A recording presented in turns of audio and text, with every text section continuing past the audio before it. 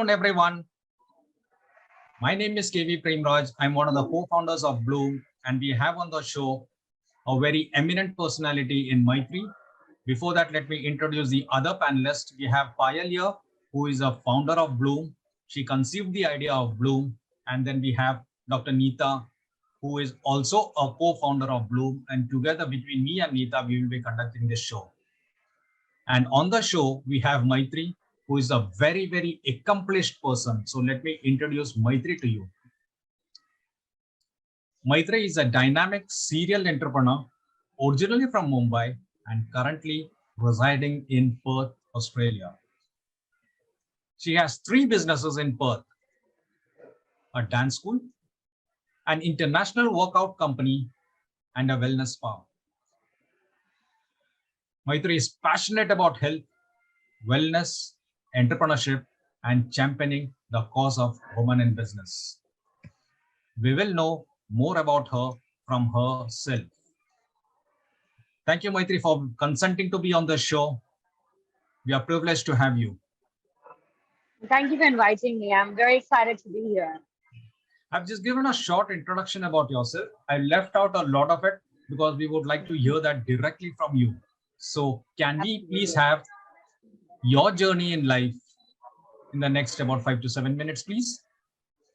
Absolutely. So firstly, thank you for this wonderful platform of Bloom World. And inviting me here. I'm very excited to share my story.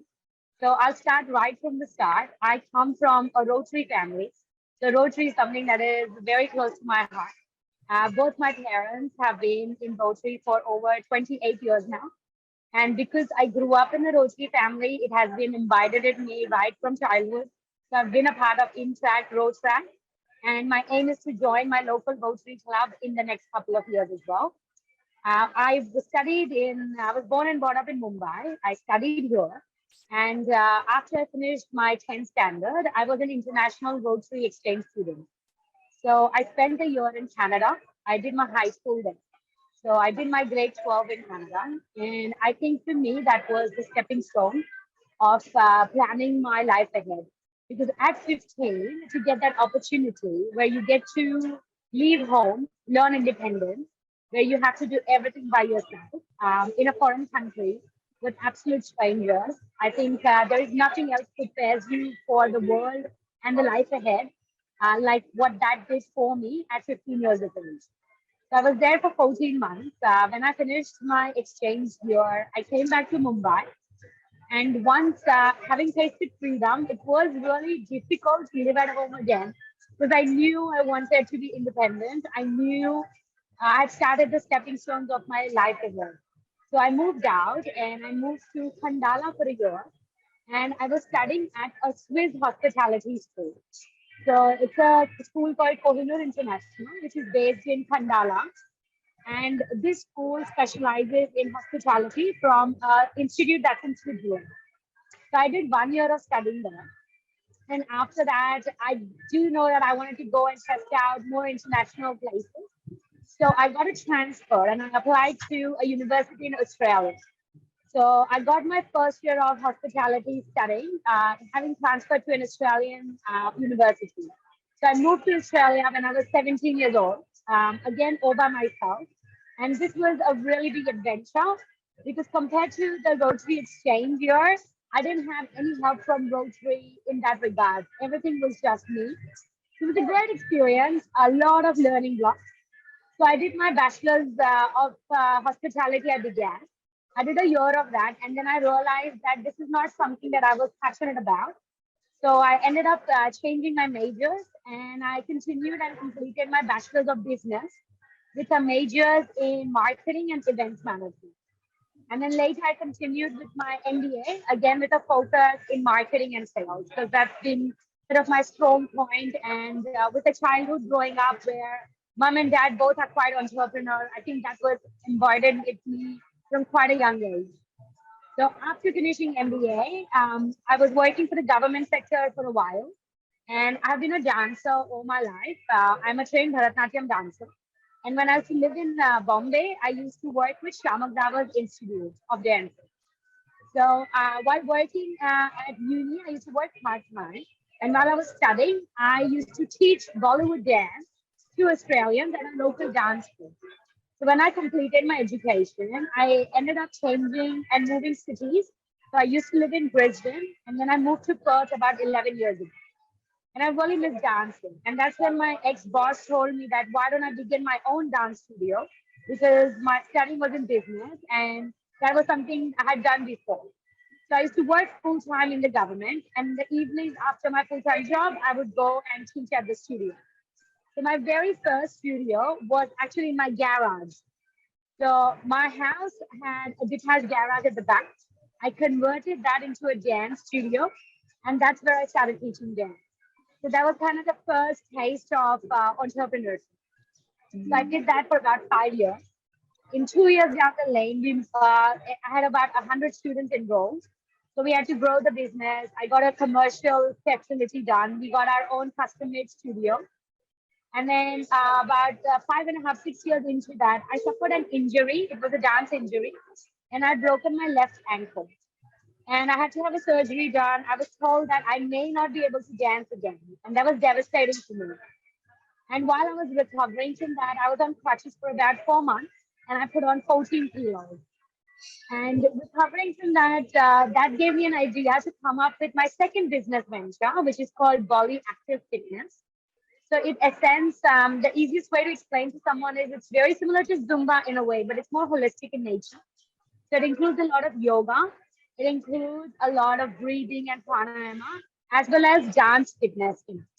So, we started growing that business and we straight away went with an international expansion. So, our first instructor training happened in Paris. So right now we have instructors in 13 countries across the world. So they are our licensees. They get a license from Bali Active International and they run their own businesses. So it's like we are creating other small entrepreneurs through Bali Active. And about 3 years ago, I decided that there was something else that was very close to my heart was recovery and wellness, especially to do with mental health and to do with your inner engineering in terms of cellular health, inflammation at a cellular level, so more recovery because a lot of us, as we're getting older, we have multiple problems, and a lot of them could be solved if our lifestyle was better and more holistic in nature, just by reducing our stress levels. But at the same time, there's a new technology coming worldwide, which is called biohacking. So biohacking essentially is using science and technology to for youth and vitality to improve your lives. So we sort of founded these treatments, which are very popular in Europe and America, but we brought them to Australia for the very first time. So that was my third business venture, which is active wellness spa. So it's not really a traditional spa where you go and get a massage, but it's more holistic in nature, but it's all cutting edge modern technology. So all the machines we use is completely human touch free. So there is no person physically touching you. So in terms of COVID and everything that's happening right now, it's perfect because there is zero transfer of any germs. Because all the treatments you get is just straight from the machine. So we started that 3 years ago, which 6 months into the business, COVID hit and the borders shut. But because what we offer also helps to boost immunity at a cellular level, it was a really good business move for us. And in the last short 3 years, we've opened up 2 branches. And in the next few months, we're launching our franchising option where we want to grow more businesses all across Australia with this concept of biohack. So this, in short, is sort of my entrepreneurial journey over the last few years. Thank you. Thank you for sharing that. It's been an incredible journey and we are impressed Thank by your you. progress. Thank you. As an early teenager, you went to Canada, and in your late teens, you were in Australia. Would you like to share some anecdotes about your experiences in Canada and Australia? Absolutely.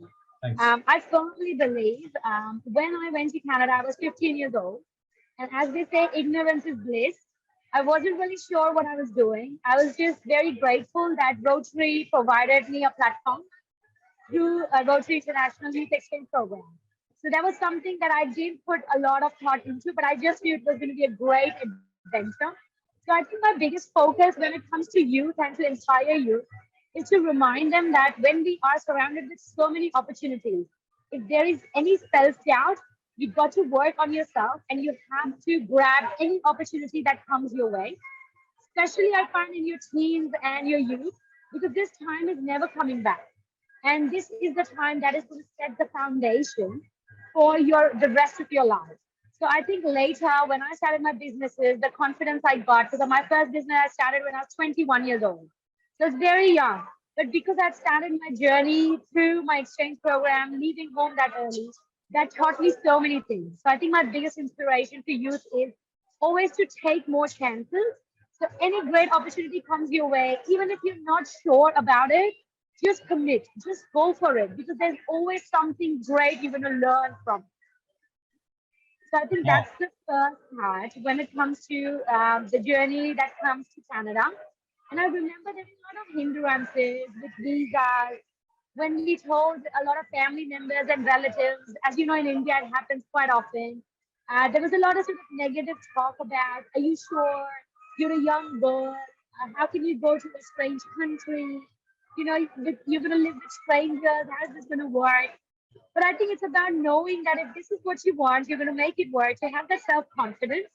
And even if you don't have, surround yourself with people who believe in you, which is going to be your parents, your siblings, your friends. And if there's any of those negative people, just not cut them out, but like make sure that you know what you're doing what is right. You know that is going to help your growth in future as an individual and commit for it. And then when I came to the second part of going to Australia at 17, having the Canadian journey helped me because I sort of knew what to expect in the next go. But it was different in terms of here, I had absolutely no support, which I did when I went to Canada with Rotary. Because with Rotary, I was an exchange student. I used to live with a Canadian family. So I have three sets of parents, as I told them. I call them mom and dad. So I have three Canadian mom and dad. And I used to live in their house. My food was done. My transport to the school was sorted. But when I moved to Australia at 17, I had to do everything by myself. Figure out how to travel to uni, get driving license, get my license, get a car, study, get a part-time job. But I think all those things are character building. So that played a huge role in making me the sort of person I am today. So I think biggest inspiration for all the teenagers and people in their early 20s is go for any opportunity that you get. Do not let any self-doubt seep into your mind. You are very much capable of achieving anything you put your mind to. That's great. That's great. And I'm sure the young people who will be watching this show later on or on who are on Facebook will be inspired by your journey. Thank you for sharing with us. Your parents would have influenced you a lot. I'm sure about it. I know both of them. But apart from your parents, if you have to point out a couple of individuals who have been of great inspiration in your life, would you like to share that with us, please? Absolutely. So I think that growing up, as you mentioned, parents are, your first point of reference. So there was definitely a huge contribution. The second big one for me was when it comes to what I do with my work and the purpose it creates was something to do with my mother's work. So my mother works for Mother Teresa's Missionaries of Charity. So I remember while growing up, there was, when you have those competitions at school where you have to talk about someone you look up to. And I've been very, very lucky in terms of that I've met Mother Teresa in person um, twice through my mom's work. So I think that was quite a life-changing moment for me and learning more about her. And I remember doing an elocution competition at school where I had spoken about my mentor or who I'd like to embody.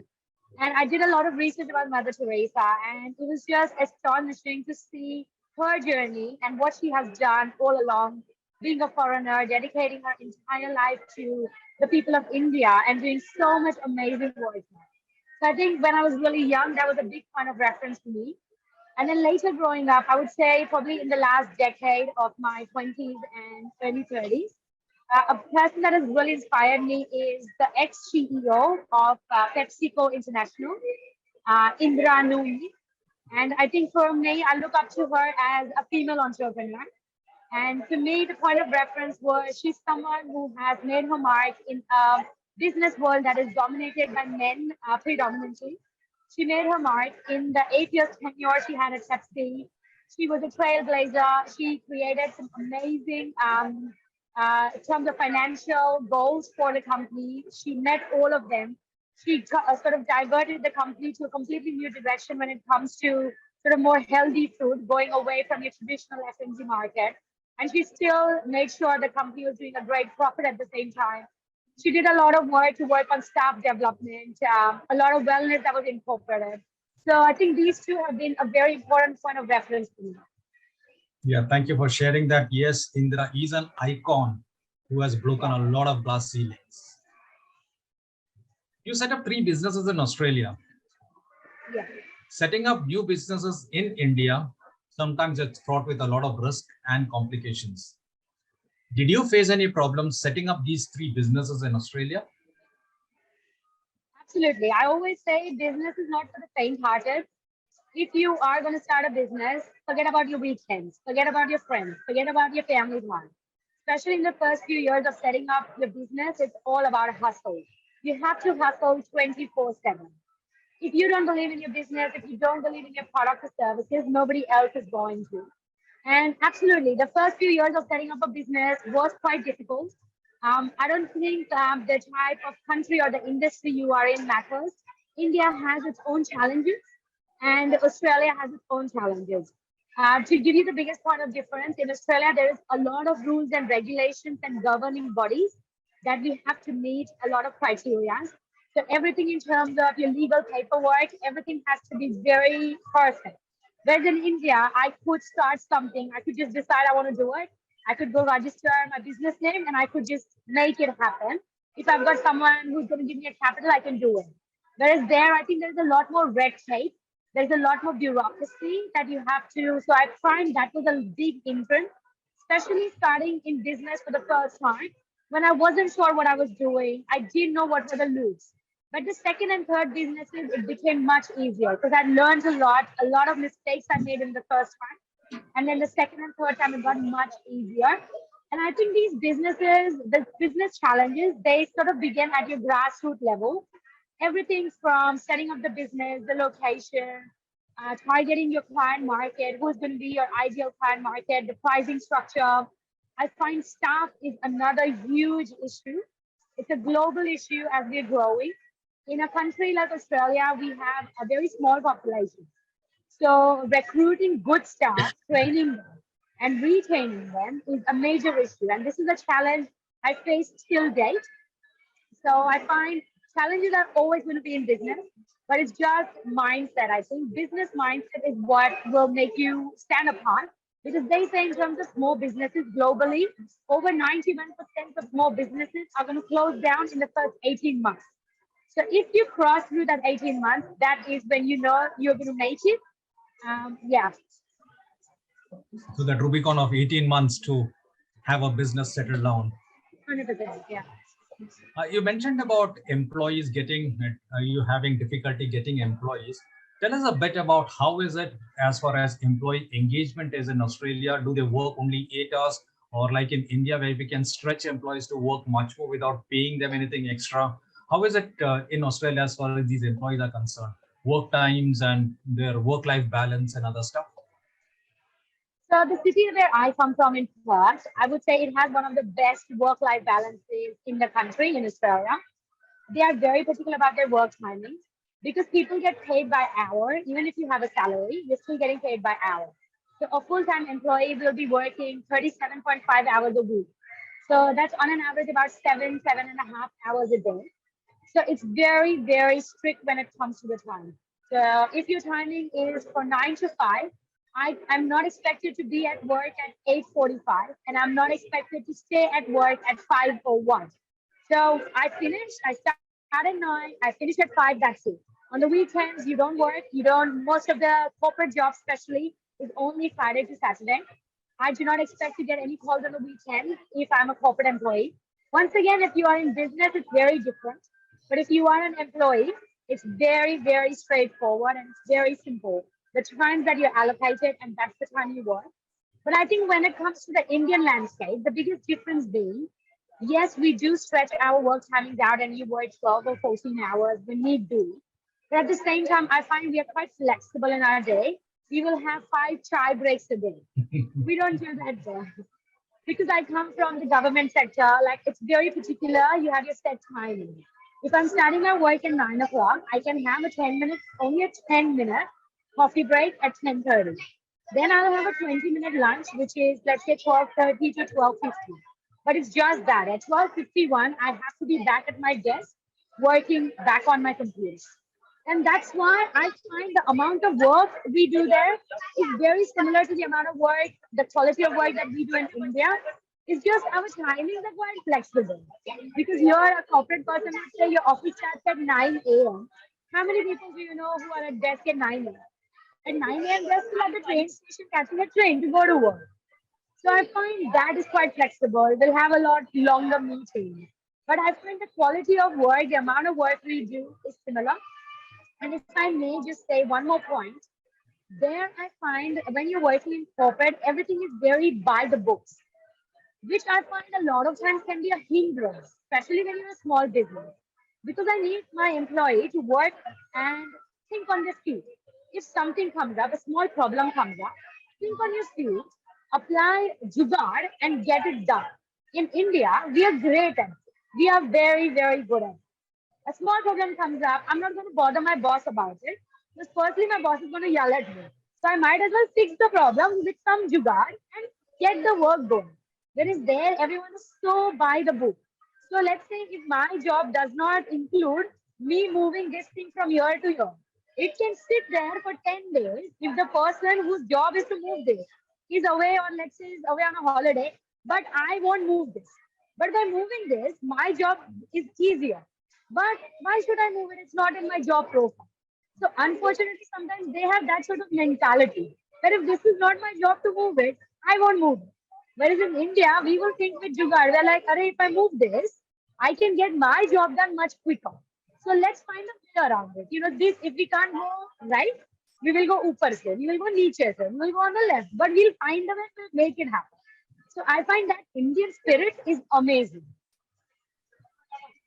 Yes, that's true. The Indian spirit of Jugaad and the way we do this Jugaad things is something exemplary. And a lot of people have said, okay, this doesn't happen anywhere else in the world. So thanks for just validating that for us. Right. So apart from those three businesses that you have, what Yeah. are your other passions or hobbies that you might be indulging in during the weekends and So I'm a big travel nut. So normally about I've worked my businesses in such a way that they work on a lot of systems, processes, automation, and I've got a great team in all three businesses. So my biggest passion in life is traveling. So at least about 3 to 4 months a year, I'm not in Australia and outside traveling. I do a lot of deep sea diving. I do a lot of hiking. So I've just recently, about 3 weeks ago, come back from a diving trip in Bali. And another passion of mine, which has been on the back burner for a long time, but I finally took some action this year in 2022, is I learned how to ride a motorcycle. So I absolutely love motorcycles. It's been a dream for a while. So this year I got my license and now I'm a rider.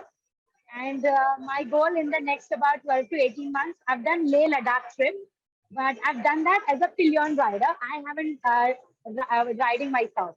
So I'm training myself to go and do that next. all the very best to conquer Leh. Thank you. You have won a lot of awards. I was going through your detailed bio. You have won a lot of awards. If you have to pick up, say, two awards which gave you the greater satisfaction, Yeah. which ones would that be and why? I think to me, the one biggest one definitely, which was life changing. It's called Telstra Business Awards in Australia, and I won the Young Entrepreneur of the Year. This is a very prestigious award in Australia. Telstra is a local telecom company, so it's like the government-owned telecom company. So the award has a lot of credibility. I won the state award for my state for the young entrepreneur, so under 35, and we had about 6,500 candidates. And then when it came to the shortlist, it came down to the top 15. And then five of us were called down for the third round of interview. And then from the five, I made it as a finalist. And then I represented my state, Western Australia, at the nationals as well, where I came as the first runner. But the kind of mentors we had CEOs of large mining companies who were our mentors. for this one. So I think for me, this was quite a pivotal point in my business journey because they always say that you are the sum total of the five people that you surround yourself. And because I come from such a migrant background, living in Australia, I didn't have access to people who were in business or who could mentor me directly. So I guess being in this award, I found some great mentors that helped me the projection of my further life. And the second award, which is very close to my heart, was I won the Business Migrant of the Year, which was again a state award. And being a migrant, that's just something I'm very passionate about because our journey compared to, let's say, an Australian entrepreneur is very different. Because the amount of hindrances that a regular Australian would face, it's very different to what a migrant would face. Because we have a lot of other challenges. And I always said that this is a cause close to my heart because I not only have to overcome the migrant part, I have to overcome that I'm a young person because that can be a hindrance in business a lot of times, especially when you're speaking to vendors and you're trying to grow your team. People always look at that in a negative space. That's because you're that young, you're not sure what you're doing in the business. I am a young female entrepreneur and I'm a person of color. And even though racism is not really a big issue, it can be sometimes, it can be quite subtle. So I found winning the Business Migrant of the Year award made a big difference in building the self confidence. And also, I want to be someone that little girls growing up all across the world who look like me have someone to look up to. So when I was a young girl, every single CEO, a female CEO I would see was a white person, wasn't a person of color. When Indira came and she became the CEO of Pepsi, because only in the last decade was the first female person of color we saw.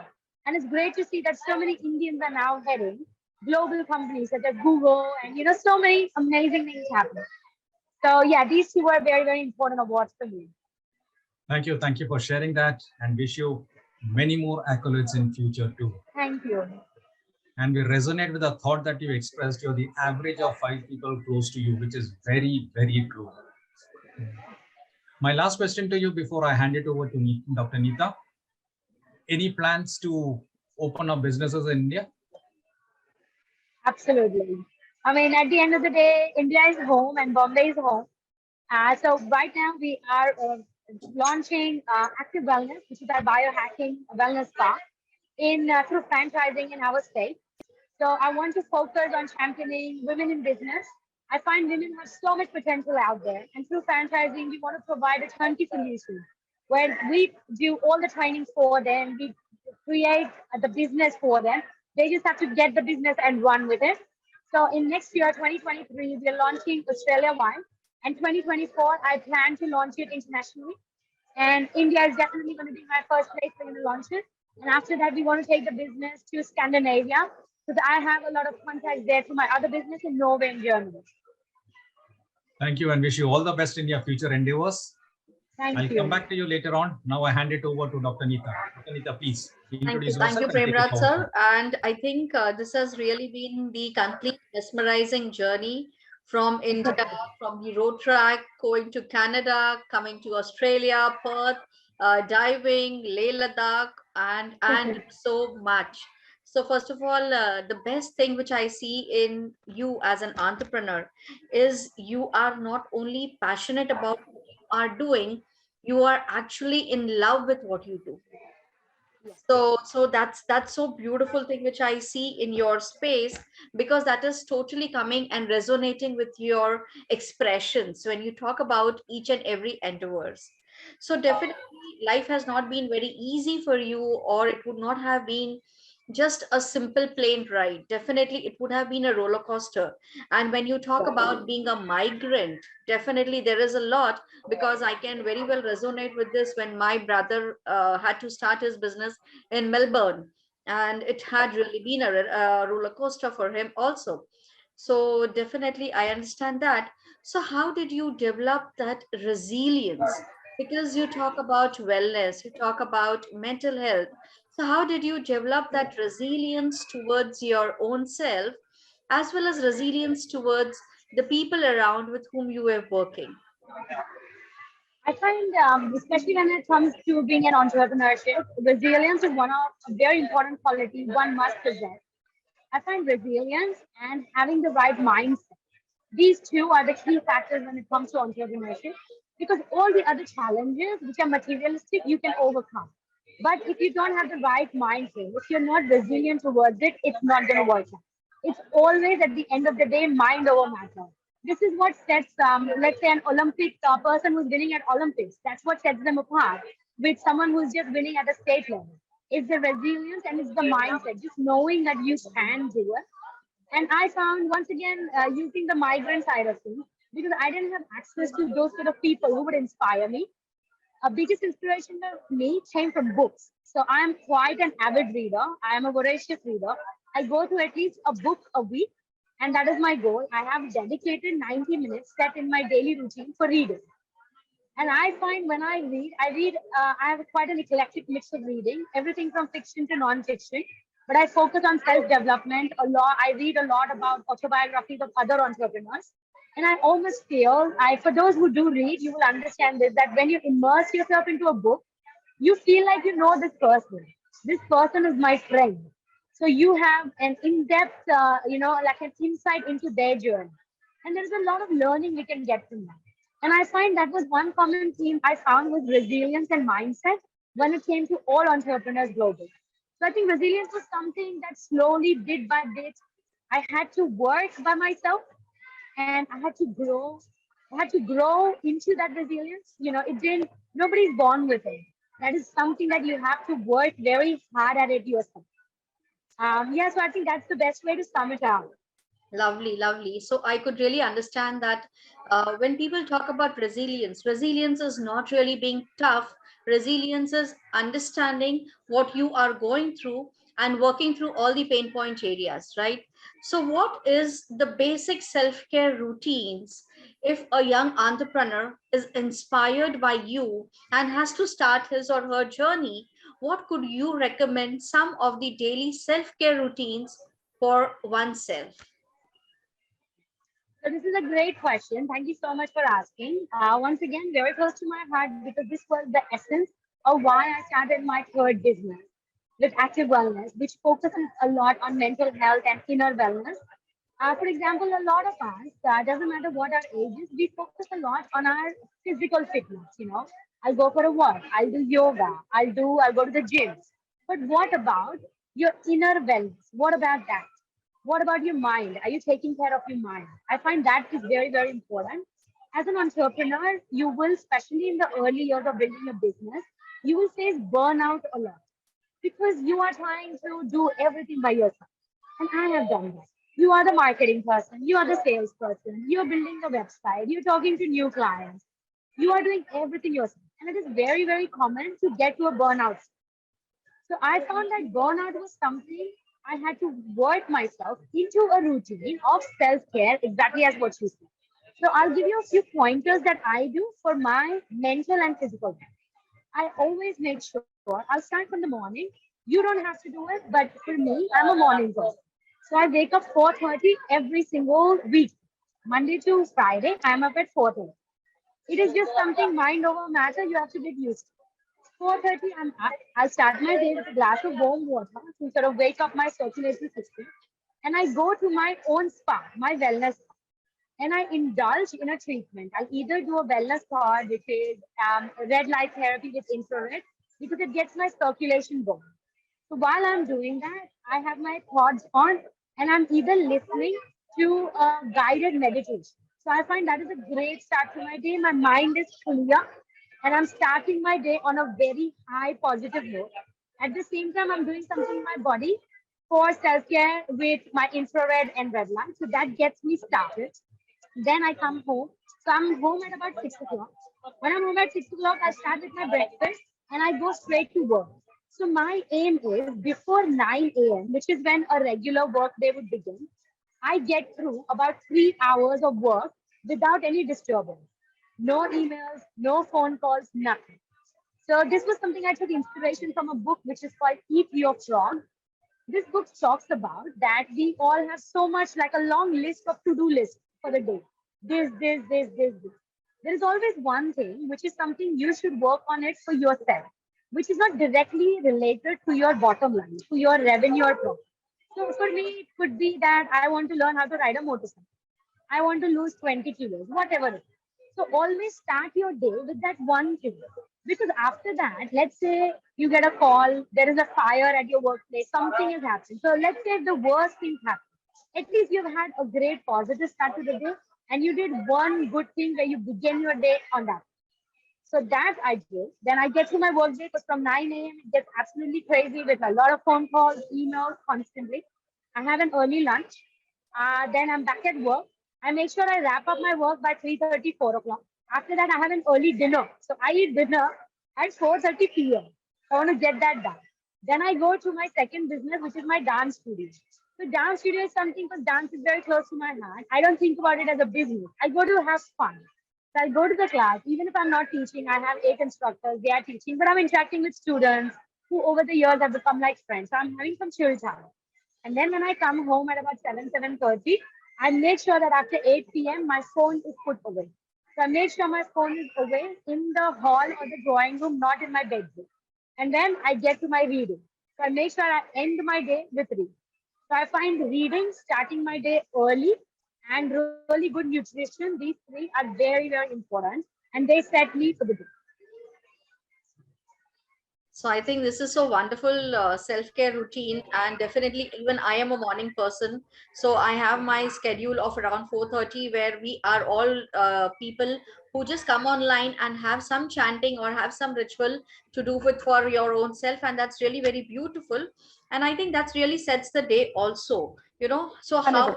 however challenging the day would be, or however challenging you meet the people, because you will Yeah, not always have a very very good day. You might have people who would be really be having a bad day and they might throw up. So balancing the whole thing really makes a lot of difference. So what do you find the most challenging of being an entrepreneur? So when you are in a paid job, you know that it's a monthly salary, everything is being taken care of, your travels have been taken care of, your meeting schedules have been taken care of. So as an entrepreneur, there is a lot where, as you mentioned, you are doing the website, you're talking to the vendor, you are the marketing guy, you're talking about your product, you're talking about your service. So there would be a lot of challenge. And being again female young entrepreneur, how did you manage and how did you overcome all these challenges? I think I would recommend that anyone who's going through the startup phase of starting a new business and all these challenges are thrown at you, I think it's very easy to get overwhelmed at all these, all these problems that are thrown at you. And I find the easiest way for me to overcome them is to take a step back and look at the bigger picture. So when you're looking at the bigger picture, you sorry to deviate from the topic a little bit, but I think you should only get into business if you are 100% committed to the cause and if you're passionate about it. If I just want to make money, get a job. That's okay. Go get a job and you will get your money. But if you're really passionate about it, like I know if this is my product and this is going to change your life, that's when you get into business. So I think knowing that passion. So when those challenges come at you, what I find is I take a step back and I look at the bigger picture. This is my goal. I want to help these people with my product or my service. It's okay if these challenges are thrown, but I know at the end of the day, when I achieve my goal, it's going to make me feel really good. And then all those challenges that have been thrown at you, break them down into baby steps, one at a time. What happens is you might have a really bad day and five things go wrong. Website has stopped working. One of your best staff decided to quit on that day. You broke your foot, blah, blah, blah. And a lot of these things have happened to me as well. It happens to all of us. But that's when we all get overwhelmed. So I find just take 5 minutes. If you want to cry, cry it out. That's okay. You are only human at the end of the day.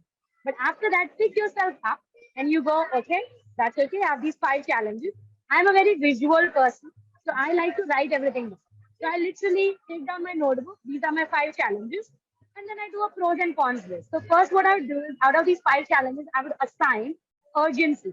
So what is the first thing that is most urgent that has to be done first? And then you work through the list. So baby steps. And then know when you get to the end of it, you will feel amazing because you know, oh, this is it. This was easy. This wasn't as hard because it's the snowball effect. One chotu problem comes at you and it starts snowballing. At the end of the day, if it's four chotu problem, you think it's one massive problem. It's not. If you break it down, there's just four really small problems. which can be easily be solved. So it's just taking a step back, take a deep breath, look at it, break it down, and it's in you. You know how you're going to fix it. It's just you have to remind yourself that you can do it.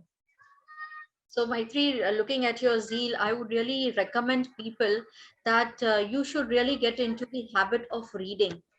Reading is so 100%. introspective, and whenever you are a reader, and when you start this journey of maybe just reading one page a day, that Yeah. every statement comes as a message to you, to your goals, to your vision, and to your mission.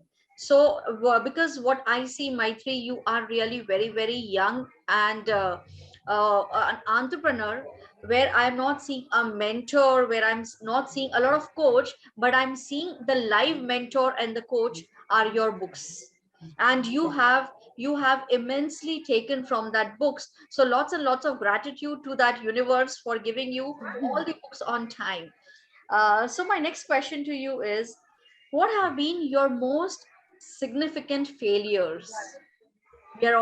We all love to talk about, achievements, and this is what I got, this is what was I've been bestowed with blessings. So what has been your most significant failures, and how did you improvise it later?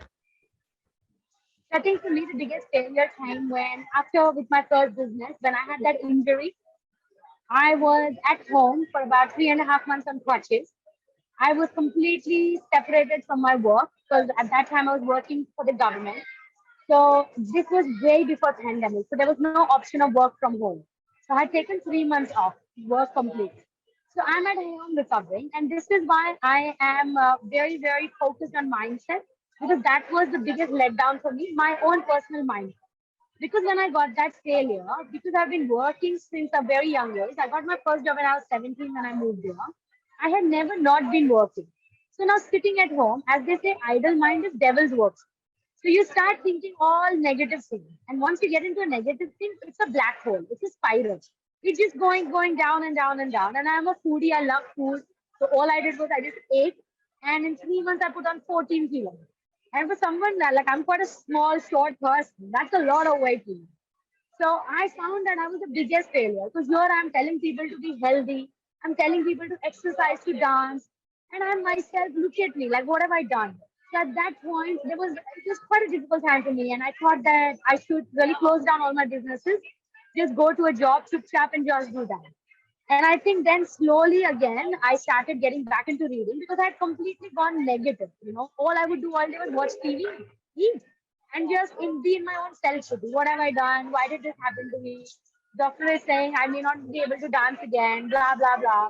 And you just start thinking all negative. And then at the end of the 3 months, when finally my crutches came off and I could start walking, and that's when I decided, no, enough is enough. Stop doing this because I personally am that sort of person. I don't like people who play victim. Nobody is a victim. Something bad happened to you. It's how you react to it. So stop playing the victim part. Take control of your life and go ahead and fix it. Stop blaming everyone else. So after that 3 months, for me, that was a turnaround when I was like, why am I doing this? This is helping nobody. Why am I playing this bichari victim part? It's no point. So for me, that was the biggest failure. But then out of the failure, my second business was born because I created Bali Active International, which is the international dance fitness workout, to help me in my recovery goal. So I guess it was my biggest failure in life, but that led to something great that came out of it. Lovely, lovely. So I think it's very nice that you don't become the Meena Kumari of the story, rather Yes. take action. So, and Yeah. it's no point blaming Be the the situation, or it's no point blaming anyone. The choice is to gear up and just bounce back. That's very yeah. important, right? You have to be the Jhansi Rani. You can't be Meena Kumar. Exactly. You can't be the Meena Kumari of your lives. So before I hand it over to Payal, my last question to you, Maitri, is what would you wish you would have done something very differently that would have impacted more Maitris and would have impacted all the other people to be your associates? I think for me that is going to come down to having presenting more opportunities to the youth globally. I find that youth globally, especially in a country like India, Brazil, where majority of our population is under the age of 30. So that is so much untapped potential we are sitting on. And a teenager or a person in the early 20s in the current day and age is very different to what it was when I was a teenager, to what my parents were, just because of social media and the access to internet. So people, young people these days are so much more aware of what is happening in the rest of the world. They have a lot of opinions. They want to do good for the world. So I find presenting them with more opportunities and the rest of us who are in the older generation to accept the fact that just because they are young, their opinion doesn't matter. Like that's a very wrong negative thing. They are young people. Young people these days are very conscious about the planet, about global warming, about a lot of other issues which didn't exist during our parents' time, but they exist now. So I think it's about providing these opportunities to the young people so that they can maximize and make something good of them. So many of us, we got opportunities quite late in our life.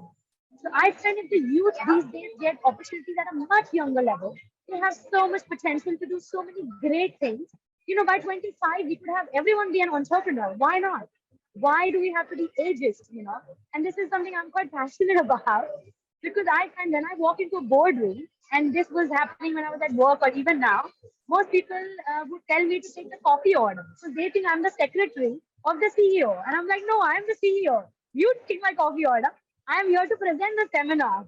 So why can't we give youth the potential that they have? We should give them the due that it's due in the right place. They are changing the world, right? So I think we have to go along with that.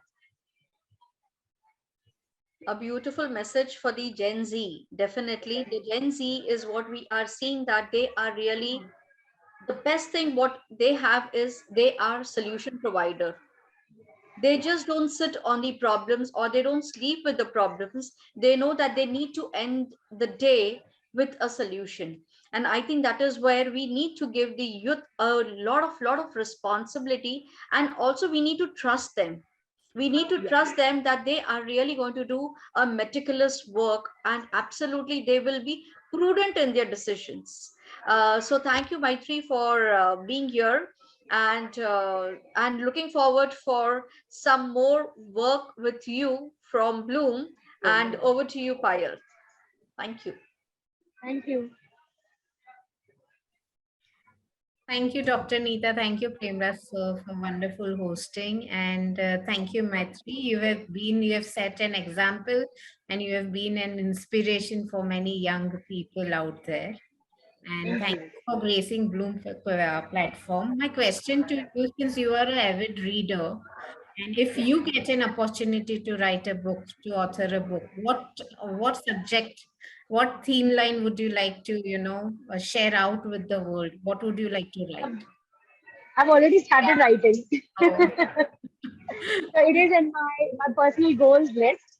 My next thing, the motorcycle thing is trip. The next one I want to do is I want to do a TED talk. So I want to be a speaker at a TED talk, and I want to write a book. And I've already started. I know what the title is going to be. The title of my book is going to be "Dancing Her Way to the Top," and oh, it's going to be great. my journey as a migrant female entrepreneur. And like I think touched on this point before, is I just want to inspire more girls globally that you can go in business. It's not a man's world anymore. And if you want to see changes happen in it, you have to go do it yourself. So I just want to be that example. Wonderful. And maybe in near future, we would love to have a master class, live offline master class with Blue. Absolutely. And I'd love to do that. so I would like to open up before I hand it over to Premraj for the ending. I would like to open up the platform for the audiences. If they have any question for a speaker today, they can unmute themselves and ask the question. Anyone from our audiences? Mr. Praveen, Mr. Yes, Chandra? I would like to have a question for Praveen here. Yes, Praveen ji. Thank you, Maitri, for your inspirational story. As in starting from your teenager to where you are today. I think it is going to be, I'm sure, a good book whenever it will get available to the girls across the globe to read through. I had a question. Are you doing anything towards the social cause or contributing towards the society? I would like to hear your thoughts on that. And if you have been doing any work on that, I'll be like to hear that. And second is on I know you talked about that you get up early at 4:30 a.m. But anything would you like to give tips on time management for the young people? These are the two for me. Thank you so much. Yeah, thank you. There's some great questions. So I'll ask. I'll ask the answer your first. Sorry, which was the first question? Was that about the morning, the time management? Yep. Okay, so for time management, I find, especially being an entrepreneur, because you've got so many hats on at the same time, I find the biggest change for me happened was a few years ago when I started following that the night before, when I go to bed, I make my to-do list for the day, and my list is divided into four sections. So my list is divided into urgent and important. So urgent and important is something that must be done by the end of the day. Then the second quadrant of the page, so it's literally like an A4 page. It's divided into four quadrants and each heading is urgent and important, urgent but not important, important but not urgent, and the fourth is personal quarter. So I make sure all my tasks for the day are divided into these quarters, and then each quarter gets how important they are. So the urgent and important is my first. So I make sure that I do the first one first because that is something that has to be done in the day. After urgent and important, I go on to important but not urgent. So that's my second. And then the third and the fourth one is my personal. So I make sure that I do time blocking for the day. When I'm doing my any work on the computer, when it comes down to I'm writing a tender, I'm doing some marketing work, when I don't want any disturbance, I make sure I put my phone away. Sorry, and I disconnect from the internet. Because I find if I'm constantly getting emails, my mind is getting diverted. And I'm like reading the emails in between doing my tasks. And I find multitasking doesn't help. So I have to make sure I focus 100% focus on one task. After that task is done, I move on to the next. So I find time blocking and task management. These two things really help in your entire timing schedule for the day. So that was your second question. Sorry, what was your first question again? Remind me. Contributing towards the society, a social cause. Yes, yes, absolutely. Now, being a Rotary family and a Rotary child, that is very, very important to me. So there is a charity that in Australia, which is called Telethon. This is a charity for, it does cancer research for kids. And this is a charity that we have been closely associated for the last 8 years. So every single year through my dance school, we host a large annual dance concert. It is at the end of the year. This is a concert for the students to have a platform to perform. And through the ticket sales, we raise money for this charity. So until now, we have raised $35,000 for this charity. And then every year through SPA and the other business, we will have 3 months leading up to Christmas, where we do 10% of all our profits get donated to all the homeless shelters in the city. And then also one more thing that I like to involve my team is that my team, we make sure when we do our Christmas catch-up, we are spending some time at the homeless shelter volunteering them. So it's a great way to do team building. And at the same time, we are doing something good for the society. So I think as a business, if it is not built into your core, please make sure you rewrite your business plan and you make sure serving the society in any little way possible, but please make sure it is included and please include your team, your employees in that as well. Because that feeling of goodness, when that passes along, it becomes much greater. Because once you pass on this technique with your employees, maybe they share it with their family member. And then you will have the ripple effect and it could just grow to be something much bigger. Thank you so much, Maitri. I think loved the statement, make society contribution to the core of your business. As in Yeah. that obviously will drive everyone towards the social cause and make the family as a global family and up. Thank you so much. Over to you, Payal. Thank you, Mr. Praveen, for your questions. We have Mr. Chandrahas. He would like to ask a question. You can unmute yourself. Oh, he's left. So, Maitri, Bloom can also be a part of any charity if needed. So, please let us know. Let Mr. Premraj sir know about this. Absolutely. And before I hand it over to Premraj sir, we at Bloom, today is a 110th episode, and we would like to make some announcements. We are open for collaborations, and in coming month of October, we will be having an HR conference. So stay tuned. Do reach out to us at www.bloom-world.com. And we are very soon, in a week's time, on 1st October, we are having basics counseling. So please reach out to me. My number is 961-999-7807. And thank you, Maitri, for giving time and for exploring your journey and insights on Bloom platform. Thank you, dear audiences. Over to you, Premraj sir. Thank you, Maitri, for your time. Thank We you. were mesmerized by your incredible journey. You Thank are you. an youth icon. You're an inspiration for all of us. It was a privilege to have you on our show, and we look forward to having more interactions with you in future. Wish you all the very best in all your endeavors to dance your way to the top. Thank you. Thank you very much. Thank you so much. It was wonderful to chat to you all, and hopefully, we have inspired some people. We've inspired some youth. We have inspired some people in business. We've inspired some female entrepreneurs who are sitting with a lot of potential but not going ahead. And yeah, thank you so much. And just one last piece of advice, which is something close to my heart, is please take action beats planning every single time. A lot of entrepreneurs will be sitting on great ideas but not putting it in action because they're waiting for the perfect time to happen. Just go ahead and jump right in. Everything will work out in the end. So thank you so much for having me, and I look forward to being back here again at Bloom. Thank you. Thank you very, very Thank much. you so Thank much. you. Yeah, we are having Chandra Haas again, who has joined us. If you have any questions, you can unmute yourself, Mr. Chandra Haas. Yeah, thank you so much. It was my bad. I lost in between due to network connectivity. No worries. You can go ahead and ask question. Yes, as she has shared her experiences and in how she has grown as an entrepreneur, how you are going to provide a platform to those who have got the hidden talent and they never shown their, the talent.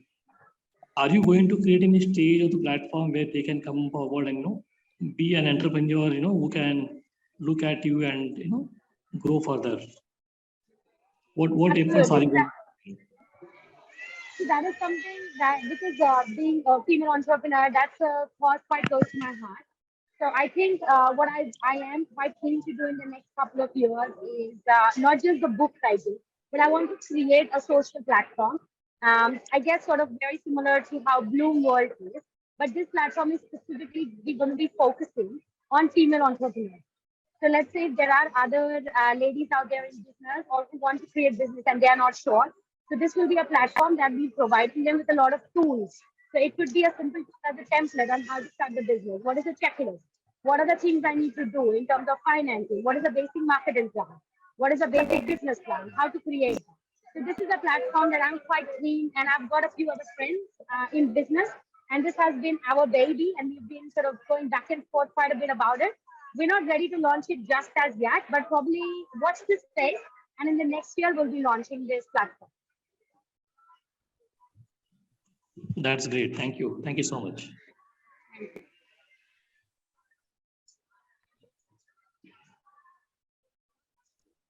But